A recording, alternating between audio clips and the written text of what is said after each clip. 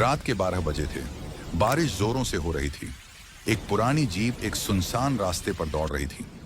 4 दोस्त आरव, नेहा, विक्रम और साक्षी शहर से दूर घूमने निकले थे, लेकिन रास्ते में जीप खराब हो गई और मदद के लिए उन्हें पास की एक पुरानी हवेली नजर आई।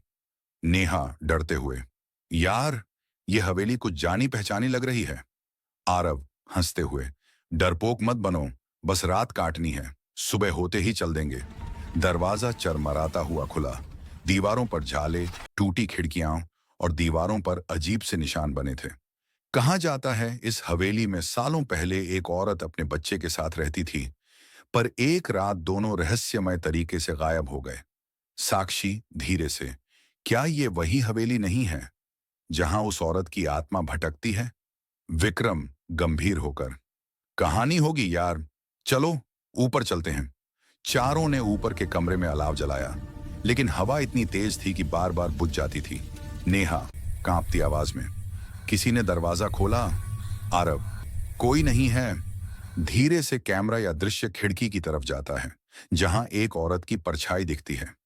हर बार जब हवा चलती, किसी बच्चे की हंसी गूंजती और वो हंसी धीरे धीरे पास आती जाती।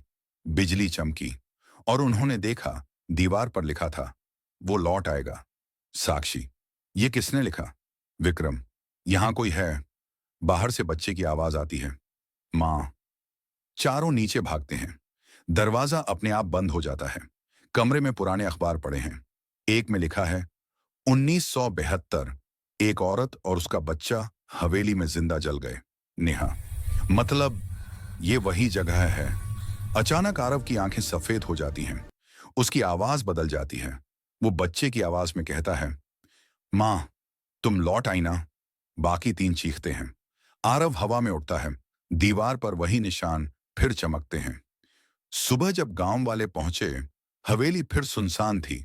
सिर्फ चारों की जीप बाहर खड़ी थी और हवेली के दरवाजे पर लिखा था, वो लौट चुका है।